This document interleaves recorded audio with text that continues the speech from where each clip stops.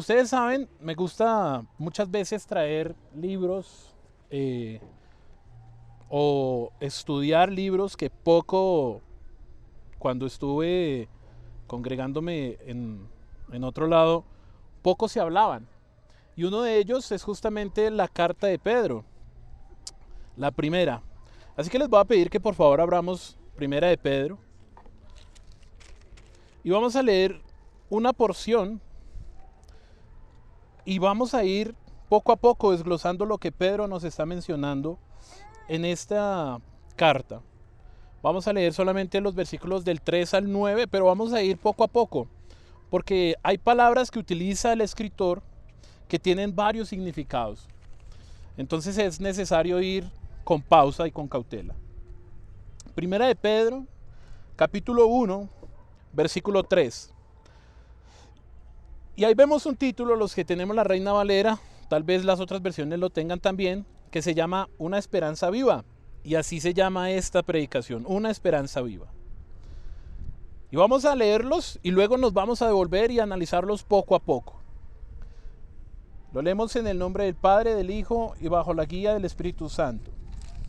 Bendito el Dios y Padre de nuestro Señor Jesucristo, que según su grande misericordia nos hizo renacer para una esperanza viva, por la resurrección de Jesucristo de los muertos, para una herencia incorruptible, incontaminada e inmarcesible, reservada en los cielos para vosotros, que sois guardados por el poder de Dios mediante la fe, para alcanzar la salvación que está preparada para ser manifestada en el tiempo postrero, en lo cual vosotros os alegráis, aunque ahora por un poco de tiempo, si es necesario, tengáis que ser afligidos en diversas pruebas, para que sometida a prueba vuestra fe, mucho más preciosa que el oro, el cual, aunque perecedero, se prueba con fuego, sea hallada en alabanza, gloria y honra, cuando sea manifestado Jesucristo, a quien amáis sin haberle visto, en quien creyendo, aunque ahora no lo veáis, os alegráis con gozo inefable y glorioso, obteniendo el fin de vuestra fe, que es la salvación de vuestras almas. Esta carta Pedro se la dirige al sector que hoy en día nosotros conocemos como Turquía, pero en ese momento estaba dividido, y en el versículo 2, en el versículo 1, se presenta Pedro, apóstol de Jesucristo, a los expatriados de la dispersión en el Ponto, Galacia, Capadocia, Asia y Bitinia. Esta es la zona que hoy en día conocemos como Turquía. Es a quien les escribe. Y el versículo 2 explica quiénes son. Estos que están allá en Ponto, Galacia, Capadocia, Asia y Bitinia son elegidos según la presencia de Dios Padre en santificación del Espíritu para obedecer y ser rociados con la sangre de Jesucristo, gracia y paz os sean multiplicados. Entonces es el deseo de Pedro que le escribe a los expatriados que están en esta zona, para poder comprender el contexto de a quién le está escribiendo. Ahora, si nosotros leemos el versículo 3, dice, bendito el Dios y Padre de nuestro Señor Jesucristo, que según su grande misericordia nos hizo renacer para una esperanza viva por la resurrección de Jesucristo de los muertos. Y aquí ahí aparece una serie de palabras que tienen muchos significados. La primera palabra es según. La palabra según tiene un significado que depende del contexto de que se habla. Por ejemplo, Antonio es buen esposo según lo que dice Aurora, ¿sí? John es buen padre según lo que dice John, o sea, su hijo. Entonces es necesario, pero esta palabra que aquí utiliza Pedro significa que es principio, costumbre, ley o norma con la que está acorde o que obedece por naturaleza. Entonces aquí dice, bendito el Dios y Padre de nuestro Señor Jesucristo, que según su principio, costumbre, ley, norma con la que está o por su naturaleza, que es grande su misericordia. Y como leía el Salmo, John cuando leía el Salmo, veíamos que Dios es lento para la ira y grande en misericordia. Entonces en su naturaleza está ser misericordioso. Y esa palabra según es justamente eso, nos muestra la naturaleza de Dios como misericordioso. Continuemos, su grande misericordia nos hizo renacer. La palabra renacer significa nacer de nuevo o recuperar la fuerza, energía o los ánimos. Entonces, cuando aquí nos habla Pedro en el contexto, utiliza la palabra renacer, es como si hiciera nacer de nuevo. Primero que todo nos hace nacer de nuevos, como nos lo enseña Jesús en el capítulo 3 de Juan, cuando habla con Nicodemo y habla del nacimiento de nuevo. Y también nos da la fuerza y la energía para una esperanza viva. Para una esperanza viva. Esa esperanza viva solamente está en Cristo. La esperanza es cuando algo está perdido y aparece una opción que nosotros no veíamos. En este caso nosotros sabemos que a través del pecado estábamos perdidos. Y hay una opción que es Cristo. Y hace referencia a esperanza viva porque Cristo está vivo. Y lo explica porque es una esperanza viva. Por la resurrección de Jesucristo de los muertos. Y nosotros podemos leer la Biblia y nos encontramos que realmente Jesucristo sí resucitó. Y vamos a leer unos cuantos versículos que yo seleccioné para mostrar que Jesucristo sí resucitó, según lo que se nos enseña. Y vemos en Marcos 16, capítulo 6, y lo voy a leer rápidamente, que dice: mas él les dijo, no os asustéis, buscáis a Jesús Nazareno, el que fue crucificado, ha resucitado, no está aquí, mirad del lugar en donde le pusieron. ¿Cierto? Y el que les está hablando, les habla justamente de que Cristo ya resucitó. Entonces vemos que esa es nuestra esperanza viva. Vamos a buscar otro, Lucas, capítulo 24. Lucas, capítulo 24, versículos 6 y 7. Y es lo mismo, el ángel les está hablando a las mujeres. No está aquí, sino que ha resucitado. Acordaos de los que habló cuando aún estaba en Galilea, diciendo: es necesario que el Hijo del Hombre sea entregado en manos de hombres pecadores y que sea crucificado y resucite al tercer día. Entonces vemos que en muchos pasajes estamos mirando que Cristo resucitó. Vamos a buscar otro más atrás, Mateo capítulo 28.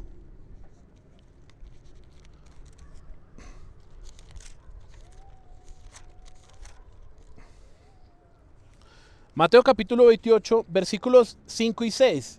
Mas el ángel respondiendo dijo a las mujeres: no temáis vosotras, porque yo sé que buscáis a Jesús, el que fue crucificado.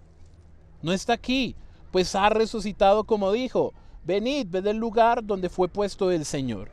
Y podríamos continuar mencionando textos, y los voy a mencionar rápidamente. 2 Corintios 5, 14 y 15, 1 Corintios 15, 3 y 4, Romanos 8 y 11, y 1 Corintios 15 y 17. Y esto es simplemente para poder ver que Pedro nos está mostrando que esa esperanza viva es viva justamente porque Cristo resucitó. Porque Cristo resucitó.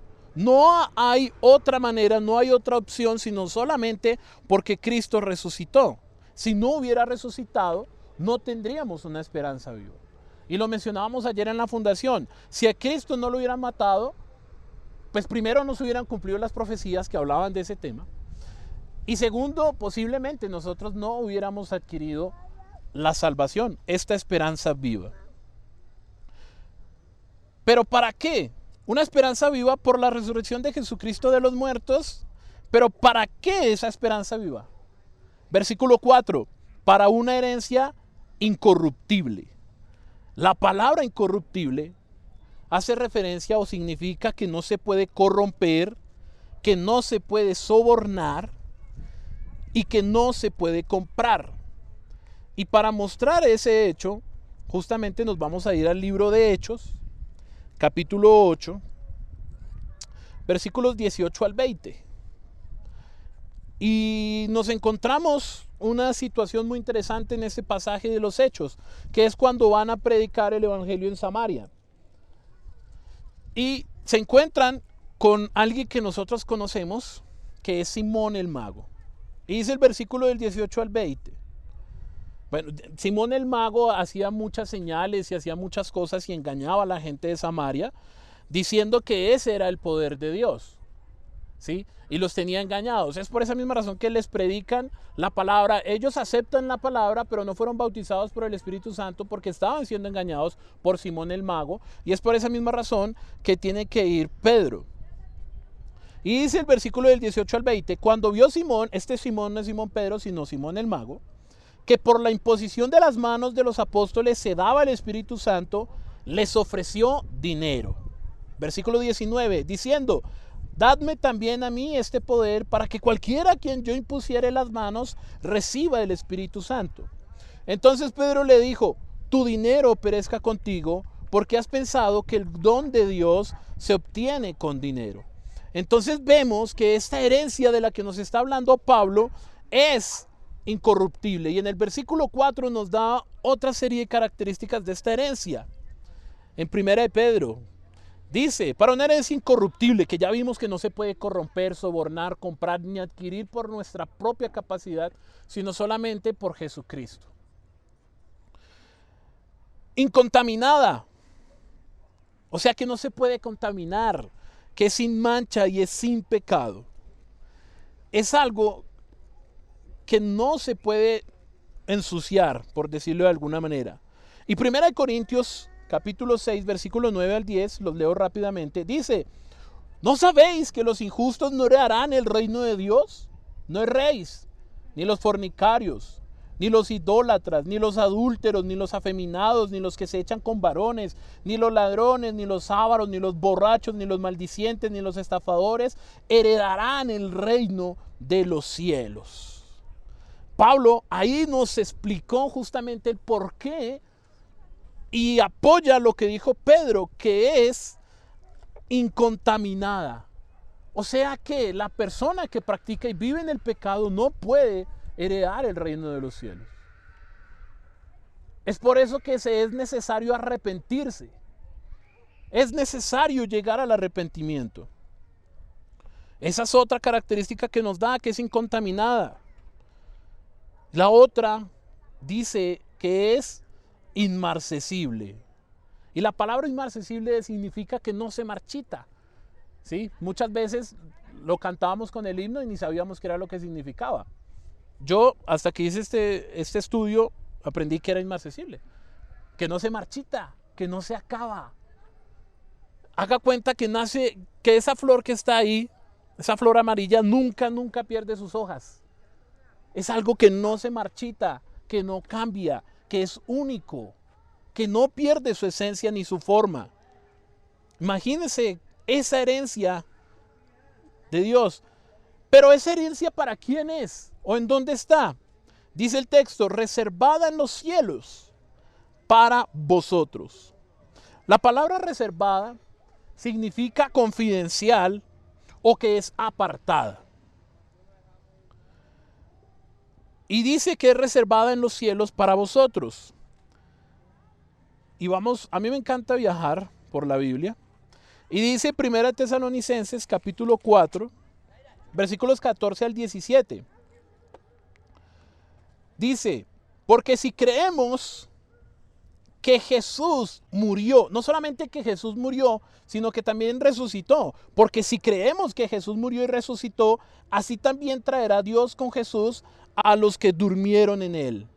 Por lo cual os decimos esto en palabra del Señor, que nosotros que vivimos, que habremos quedado hasta la venida del Señor, no precederemos a los que durmieron. Porque el Señor mismo, con voz de mando, con voz de arcángel y con trompeta de Dios, descenderá del cielo, y los muertos en Cristo resucitarán primero.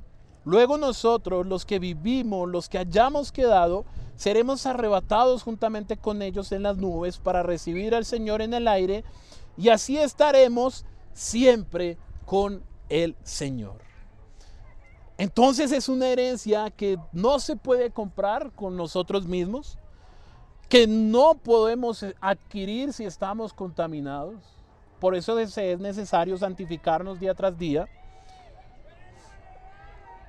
Y aparte de eso, que no se marchita, que está apartado en los cielos para vosotros. ¿Para vosotros quiénes? Versículo 5. Que sois guardados por el poder de Dios mediante la fe. Y como veíamos nosotros, esa fe no es una fe en un objeto, sino es la fe en Cristo. Mediante la fe, para alcanzar la salvación que está preparada para ser manifestada en el tiempo postrero. Y justamente aquí cuando dice guardados, hace referencia a que está reservado para otro momento u otra ocasión. ¿Para qué momento? Ahí mismo lo responde Pedro. ¿Sí? Para alcanzar la salvación que está preparada para ser manifestada en el tiempo postrero. Entonces vemos que Dios en esto todo lo tiene calculado en su tiempo, en su momento. ¿En qué momento? Cuando sea manifestada en el tiempo postrero. Versículo 6.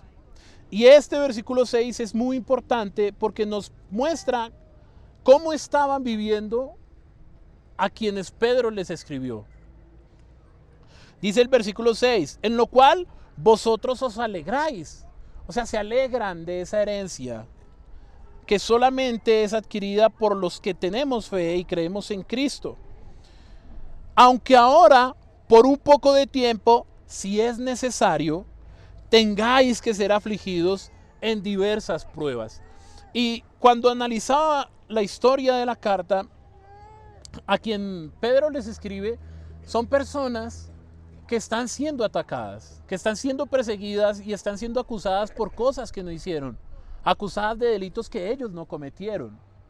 Entonces justamente Pablo les está dando ánimos de que listos, estamos siendo afligidos, y una aflicción es una tristeza o sufrimiento físico. Claro, nosotros somos afligidos cuando perdemos un ser querido, pero estamos viendo que esta iglesia posiblemente estaba siendo afligida con sufrimiento físico, golpeados, insultados y demás. Y cuando yo leía esto, yo me hacía el balance. Nosotros actualmente estamos siendo afligidos por personas que nosotros conocíamos y que queríamos, y que nos duele a nosotros que nos llamen unitarios, unisolos, ¿sí? Unicitarios, que posiblemente no falta el que nos llame que somos una secta, o como nos llaman, esos del parque, ¿sí? Y es muy triste, y a mí me duele porque son personas muy allegadas a mí las que los dicen. Y a mí me pone muy triste, pero ¿cuánto más nos hace falta? Porque hay una promesa, y a mí me encanta esa promesa porque todo el mundo habla de promesas, pero nunca la menciona, que está en Mateo capítulo 5, versículos del 10 al 12. Bienaventurados vosotros que sois perseguidos por mi causa. Bienaventurados cuando os persigan y os insulten y os vituperen. Si eso hicieron con los antepasados, ¿cuánto más con ustedes?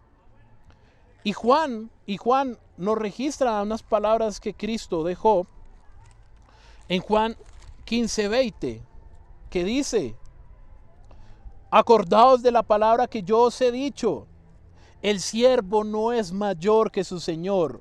Si a mí me han perseguido, también a vosotros os perseguirán.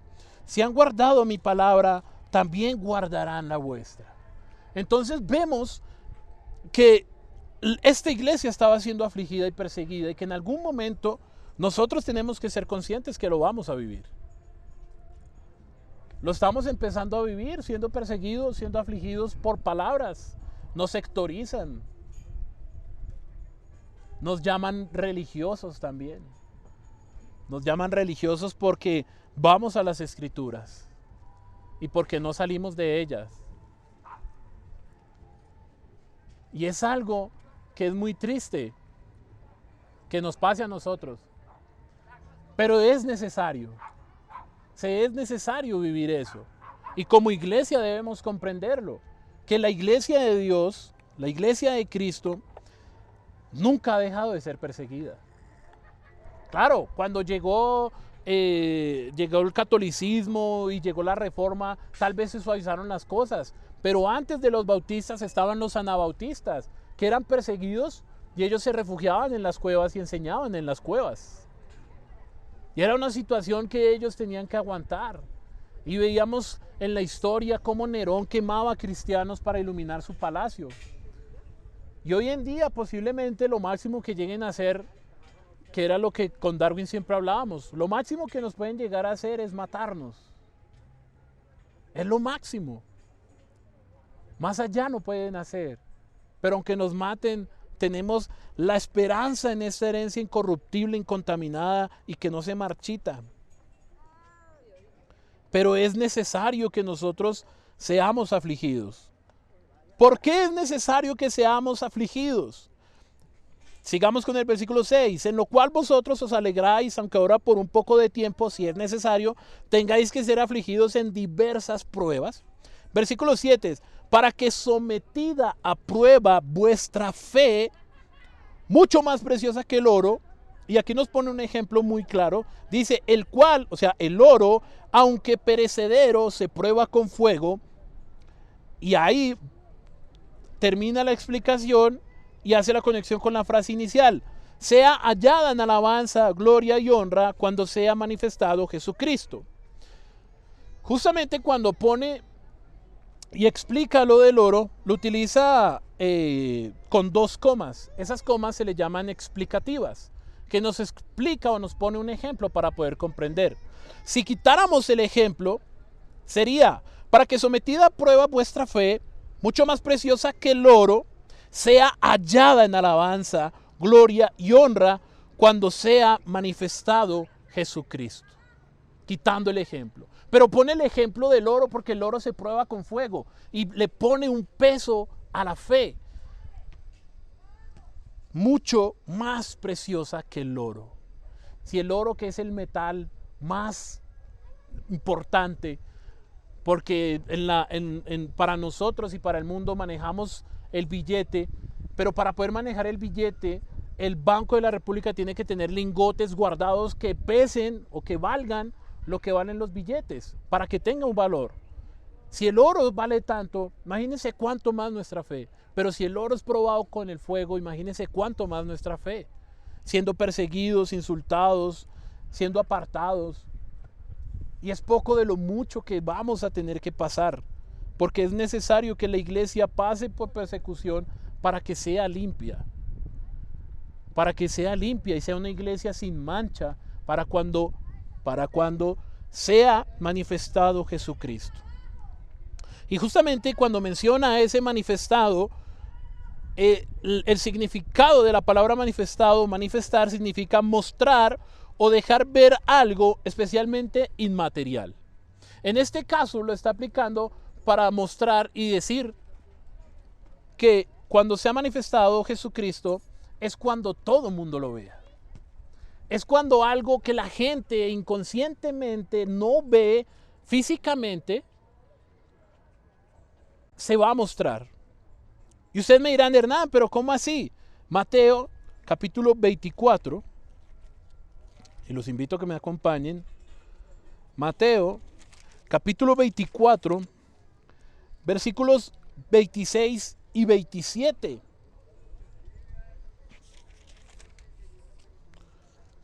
Mateo 24, 26 y 27 dice, que es Jesús hablándole a sus discípulos, ¿no? Y dice, así que si os dijeren, mirad, está en el desierto, no salgáis. O mirad, está en los aposentos, no lo creáis. Versículo 27, porque como el relámpago que sale del oriente y se muestra hasta el occidente, así será también la venida del Hijo del Hombre. Y cuando hace mención al relámpago no está diciendo que va a ser rápido, sino que hace mención es que lo van a ver todos. Y tengo el texto en Apocalipsis, para que me acompañen ahí al antiguo Apocalipsis, capítulo 1. Dice Apocalipsis, capítulo 1, Versículos 7 y 8. He aquí que viene con las nubes, y todo ojo le verá, y los que le traspasaron, y todos los linajes de la tierra harán lamentación por él. Sí, amén.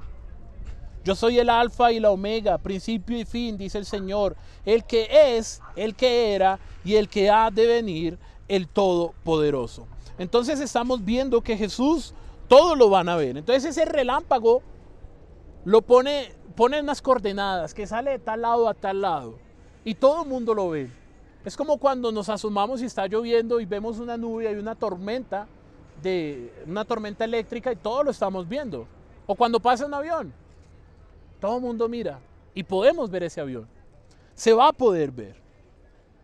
Pero hay una diferencia entre los que estamos confiando en Él y los que no. ¿Cuál es la diferencia? Que nosotros, y ahí lo dice, nuestra fe será para la alabanza, gloria y honra cuando sea manifestado. Pero ¿qué pasa con los impíos? Para eso tenemos que ir a Apocalipsis capítulo 16. Mientras nosotros estamos alabando para la gloria y honra del Padre, los impíos van a estar en otra situación. Vamos a leer 3 versículos de Apocalipsis 16. Versículo 9.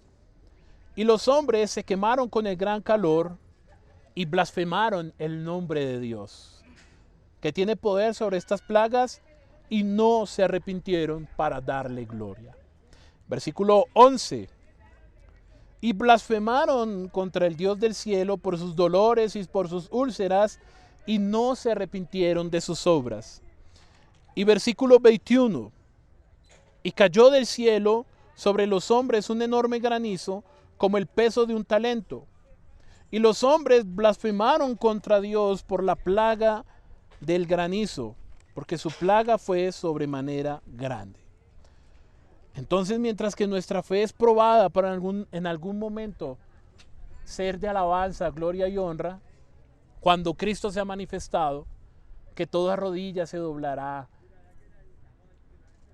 Lastimosamente los impíos van a estar blasfemando de Dios. Sabrán que existe un Dios, pero blasfemarán y no se arrepentirán. Versículo 8. Y me encanta ese versículo 8, porque conecta el final del versículo 7.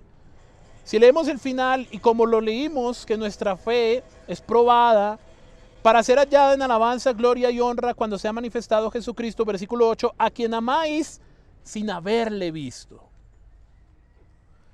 en quien creyendo, aunque ahora no lo veáis, os alegráis con gozo inefable y glorioso.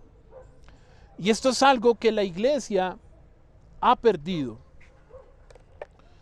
La iglesia hoy en día ha perdido ese gozo inefable, indescriptible. La palabra inefable significa eso, inexplicable o que no se puede describir con palabras.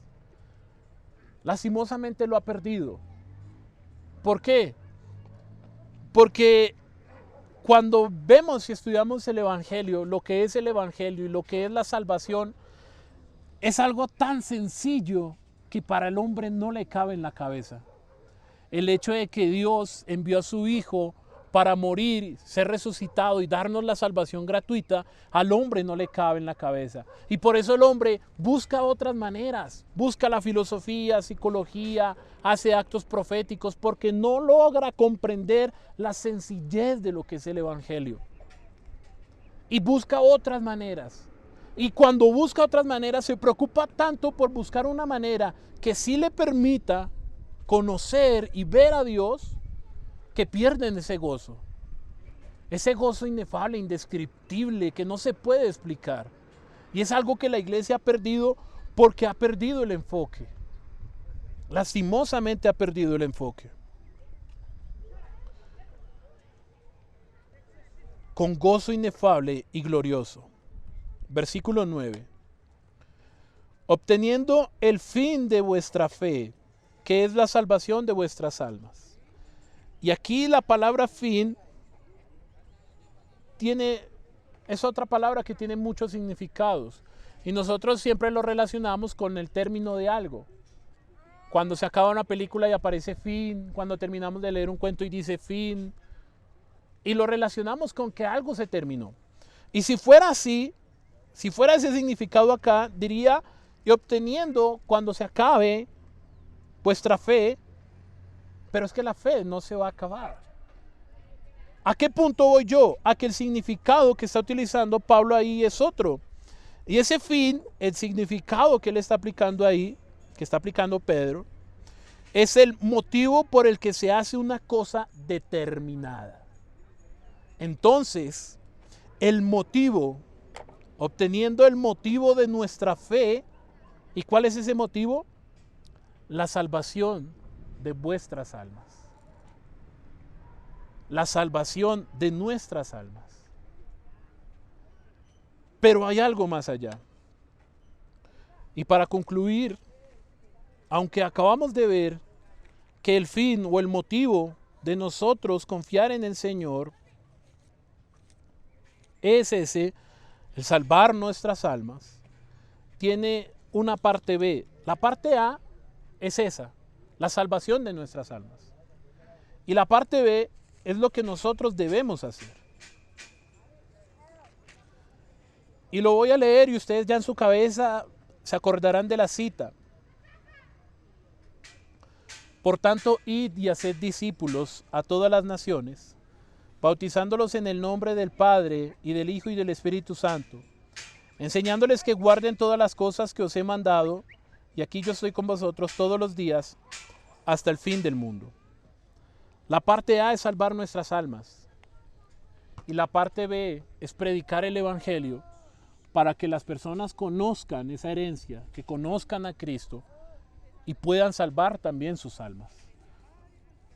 No solamente es buscar o tener segura nuestra salvación, sino que es ir y que otra persona también tenga ese gozo inefable y que pueda buscar esa herencia incorruptible, inmarcesible, incontaminada, que solamente a través de Cristo lo podemos hacer. Por eso es tan necesario que sigamos predicando el Evangelio, porque es única y a través de Cristo que la gente se puede salvar y podemos cumplir esa parte B, que no solamente salvar nuestras almas, sino que a través de lo que prediquemos otras almas también se puedan salvar. Esa es nuestra tarea. Esa es la tarea que tenemos nosotros. Vamos a orar al Padre por esta palabra. Señor, yo te doy gracias, Dios, por este tiempo, por este momento y por esta oportunidad, Señor, de poder exponer tu palabra de manera clara, Señor Dios.